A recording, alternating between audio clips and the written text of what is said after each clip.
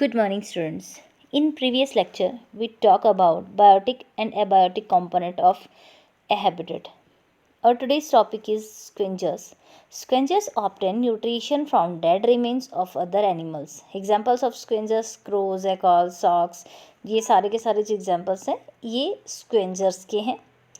Decomposers obtain nutrition from dead remain of both animals and plants. Decomposers जो होते हैं ये डेड प्लांट्स एंड एनिमल दोनों की बॉडी को डिकम्पोज करते हैं एंड इनसे अपना न्यूट्रिशन जो है इसको ऑब्टेन करते हैं.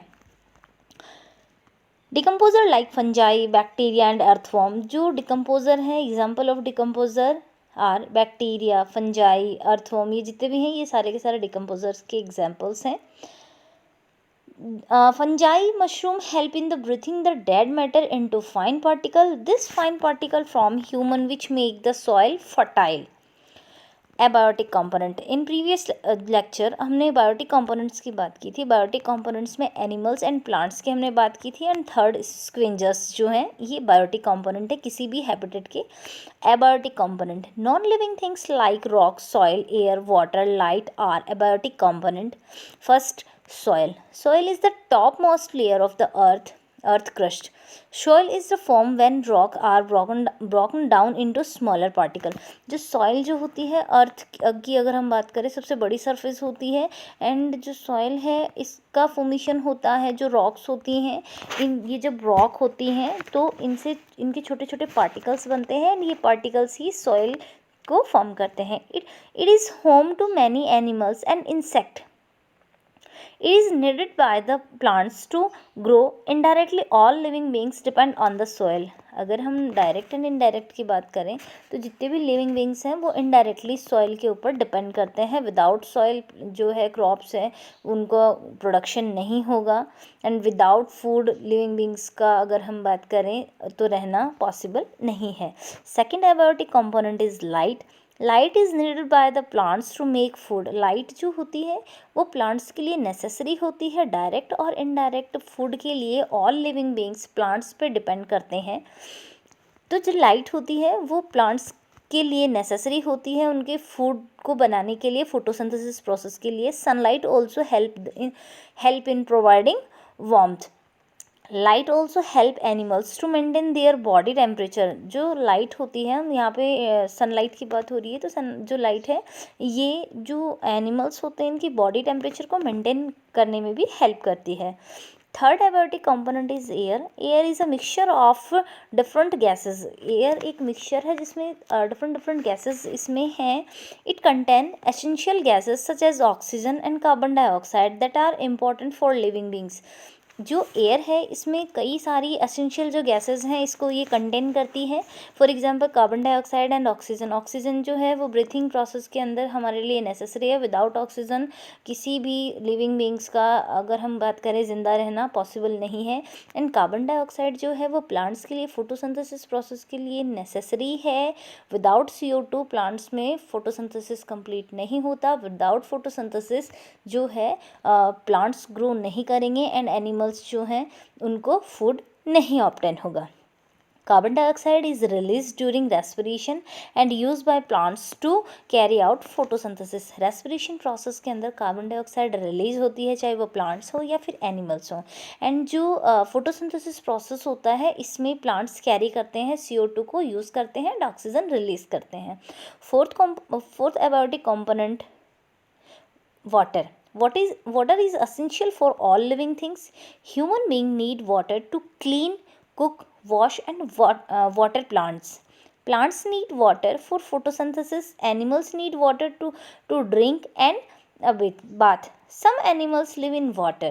जो अगर हम एबायोटिक कंपोनेंट की बात कर रहे हैं, एबायोटिक ऑफ कंपोनेंट जो है वाटर, एयर, लाइट, सॉइल, ये सारे के सारे एबायोटिक कंपोनेंट हैं जो किसी भी हैबिटेट के अंदर प्रेजेंट होते हैं. Chapter 9 is complete. Now we discuss the question answer of chapter 9. Question first. Tick the correct option. First, which of the following is a biotic component? इसमें 4 ऑप्शन है. इन 4 में से कौन सा बायोटिक कंपोनेंट है? Biotic component means living components, living things. Water, air and stone, ये तीनों ही जो है एबायोटिक है, नॉन लिविंग है। Option B is right, animals. Question second, blank provides energy to carry out activities, इनमें से कौन जो है ऑप्शन सही है जो कि एनर्जी प्रोवाइड करवाता है जो डिफरेंट एक्टिविटीज़ के लिए? Soil, food, water, dust. तो इसमें जो फूड होगा ये एनर्जी प्रोवाइड करवाता है एनिमल्स को, या प्लांट्स की हम बात करें तो फूड इनको एनर्जी प्रोवाइड करवाएगा डिफरेंट एक्टिविटीज़ के लिए। तो right answer is B. Third, living things breathe in, living things breathe करते हैं oxygen, nitrogen, carbon dioxide, helium. Right answer is A, oxygen. Question number 4, micro organism like fungi are example of, fungi example है decomposer, consumer, producer, none of these. Right answer is A, decomposers. Fifth, blank is an example of multi cellular organism, bacteria unicellular है, paramecium unicellular है, dog जो है वो multi cellular organism है, all of them. तो right answer is C, dog. Question number second, fill in the blanks,